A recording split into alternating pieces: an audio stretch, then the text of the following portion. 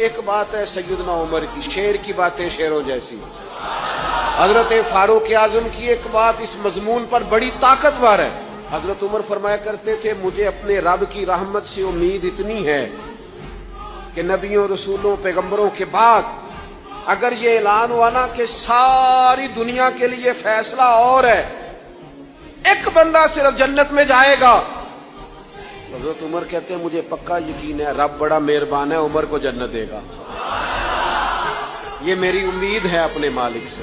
वो बड़ा करीम है, मुझे पता है मेरे ऊपर बड़ी रहमत करता है। मुझसे मेरा मालिक बड़ा प्यार करता है। उसने कहना चल तू कमजोर है सबसे, तू तो जन्नत में जाना।